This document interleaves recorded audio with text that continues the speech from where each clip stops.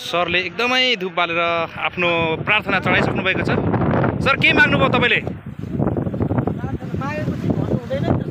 सामान्य कुरा हुन्छ नि, भित्र नखोल्नुहोस्। हस् हस्। साथीहरू, आज हामी सुनसरीको धार्मिक स्थल बराह क्षेत्र जाँदैछौँ। हामीले सबै गाडीहरू तयार गरिसक्यौँ र त्यसको भिडियो भरै पूर्ण रूपमा ल्याउनेछु। र मेरो च्यानललाई लाइक, सब्सक्राइब अनि कमेन्ट पनि गरिदिनु होला। र सम्पूर्ण आजको यो जुन टिममा छौँ हामी सबैलाई बेस्ट अफ लक अनि शुभयात्रा। बराह क्षेत्र होइन सर?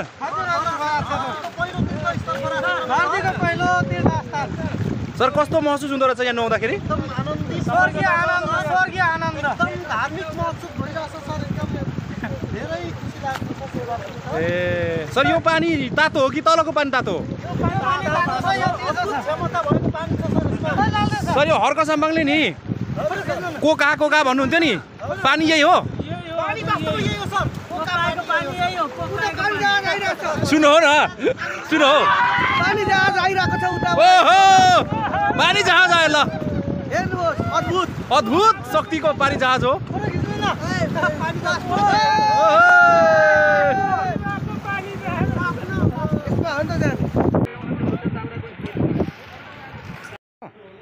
अब हामी कहाँ जाँदैछौँ सर आज? हामी बराह क्षेत्र शैक्षिक भ्रमण। यो के को सिलसिलामा हामी जाँदैछौँ त सर? यो शिक्षण पेसा विकास तालिम हजुर ले आयोजना गरेको यस पाठमा गणित विषय अध्यापनरत हजुर शिक्षकहरूको 1 महिने प्रमाणीकरण तालिमको परियोजना कार्य अन्तर्गत हामी भ्रमण जाँदैछौँ। वसन्त सर, हामीसँग जाने तयारी भइसकेको छ।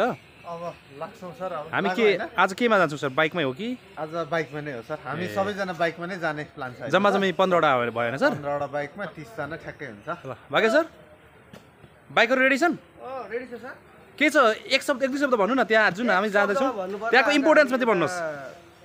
एउटा शैक्षिक कार्यक्रम, हजुर एउटा प्रोजेक्ट वर्क, हजुर एउटा अवलोकन, हाम्रो यो 15 दिने कार्यक्रमको एउटा 1 दिने एउटा महत्त्वपूर्ण 1 दिने प्याकेजमा छौँ। हजुर आज हाम्रो ऐतिहासिक ठाउँ, धार्मिक स्थल, प्राकृतिक स्थल सबै हाम्रो चाहिँ एउटा प्याकेजमा। बराह क्षेत्र बजार प्रवेश गरिसकेका छौँ र यो देखिएको ठाउँ उदयपुर रहेछ र यो सुनसरी जिल्लै छ परेको छ। र यहाँ चाहिँ एकदमै राम्रो ठाउँ रहेछ। चतरा बजारबाट यहाँ 5 किलोमिटर हिँडेपछि यो ठाउँ पुगिँदो रहेछ। अनि वास्तवमा यो पृथ्वीकै पहिलो यसलाई धाम भनिँदो रहेछ। पृथ्वीको अङ्कित एउटा लोगोमा मानिसहरू बसेको एउटा स्तम्भ छ। यहाँ बराह क्षेत्र धामको प्रवेशद्वारमा अहिले पुगिसकेका छौँ। यहाँ हाम्रा साथीहरू फोटो खिच्ने काम गरिराख्नु भएको छ र सोहन सर र लक्ष्मण सर, सन्तोष सर, सुरेन सर सबै हुनुहुन्छ यहाँनिर।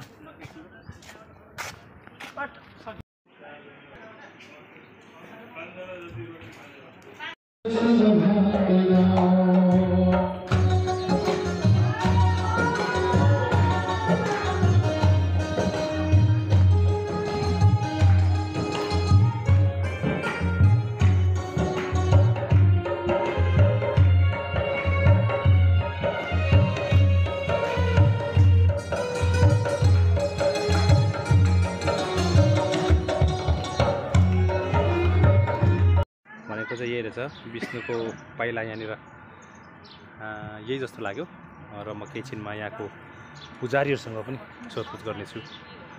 र अब चाहिँ यहाँ तामालुङ माङहिमतिर म जाँदैछु। के रहेछ त तामालुङ माङहिमको पहिचान र कसरी तामालुङ माङहिम रहन गयो त्यो पनि हेर्नेछु। तल जानुभन्दा अगाडिको धारा रहेछ, यहाँ पानी आउँछ होइन। यहाँदेखि तल गएपछि थुप्रै मन्दिरहरू देखिन्छ। यहाँदेखि तल यो सप्तकोशी नदीको किनारमा अवस्थित यो बराह क्षेत्र नेपालको 4 धाम मध्ये एउटा धाम हो र यसले आफ्नै किसिमको एउटा धार्मिक सांस्कृतिक ऐतिहासिक महत्त्व बोकेको क्षेत्र हो। यो ठाउँमा लगभग हजारौँ भक्तजनहरू दैनिक रूपमा आउने जाने कामहरू हुँदो रहेछ र यहाँ सबै मान्छेहरू धार्मिक भक्ति अनुष्ठान अनि एउटा मोक्ष प्राप्तिको निम्ति यहाँ आएर चाहिँ आफ्नो धार्मिक कार्यहरू गर्ने चाहिँ मैले आज पाइरहेको छु। यहाँ आउँदा एक किसिमको मान्छेले एउटा मोक्ष पाएको जस्तो महसुस सबै धार्मिक भक्तजनहरूले पाइरहेको महसुस गरेको छु। हुन त धेरै ठाउँहरू मैले पनि यो धार्मिक क्षेत्रको अध्ययन भ्रमण गरेँ। यो क्षेत्र मेरो पहिलोचोटिको भ्रमण हो, तर आज यो क्षेत्रमा मैले घुमिरहँदाखेरि निकै एक किसिमको धार्मिक भावले ओतप्रोत भएको छु र यो छेउमा सुस्ताएको यो कोशी नदीको हावा अनि यहाँ वरिपरि छरिरहेका यो विभिन्न यो तामालुङ माङहिम परिरहेछ। हेरौँ है, यहाँ तामालुङ माङहिम पनि देखिन्छ यो क्षेत्रमा र म नजिकदेखि देखाउने छु यहाँहरूलाई। पनि रहेछ यो तामालुङ माङहिम भन्ने बित्तिकै अब लिम्बूहरूको यहाँ केही न केही पक्कै जोडिएको छ र यहाँ सिलाम साक्माको आकृतिको ग्रिल देखिन्छ र यहाँ चाहिँ लगभग अगाडि एउटा भित्र केही छ, माथि नै म गएर देखाउँछु।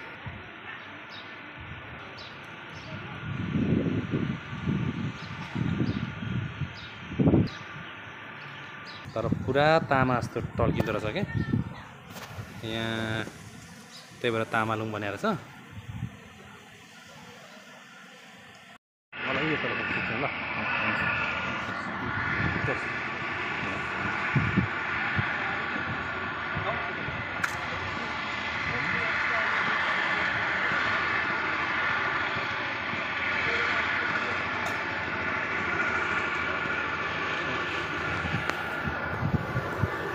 कोका नदी हो यो, सप्तकोशीमा आएर यो यहाँ मिसिँदो रहेछ।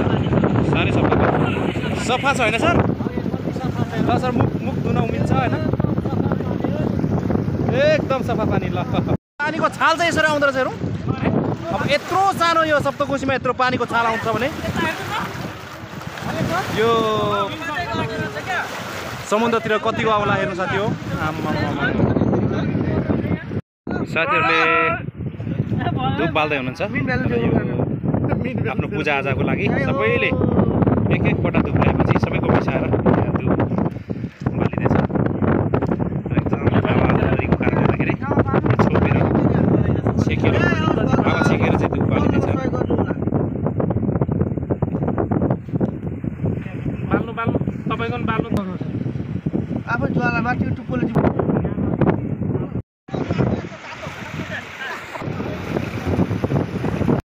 ठुलो देखिन्छ यो सप्तकोशी रहेको छ र यो जुन सरहरू चाहिँ यहाँ एकदम सफा पानीमा स्नान गर्दै हुनुहुन्छ। यो चाहिँ कोका हावाको पानी हो सर? कोका खोला, जुन हर्क साम्पाङले कोका खोलाबाट पानी निकालेर विश्वभर एउटा चर्चामा रहेको नदी थियो जुन कोका खोला, र ढुङ्गाहरू पनि खालखाली ढुङ्गा पाइँदो रहेछ।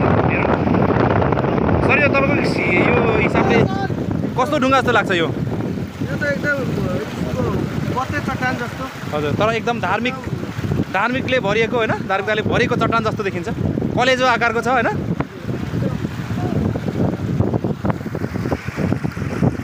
र यहाँ धार्मिक अनुष्ठानहरू पनि भइरहेको छ साथीहरू।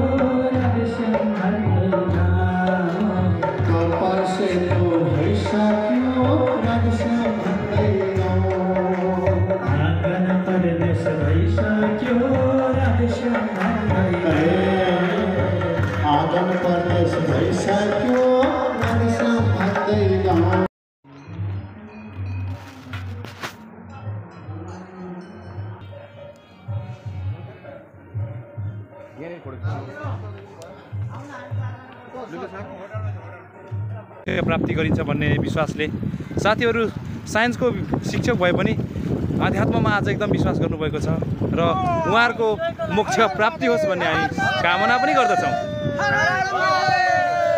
ठुलो ठुलो ठुलो हर हर महादेव।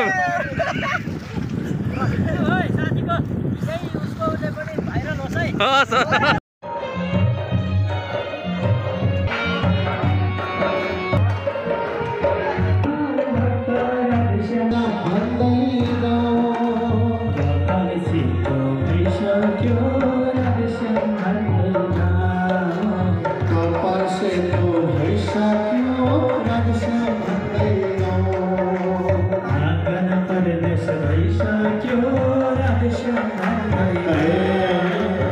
आगन परदेश भइसक्यो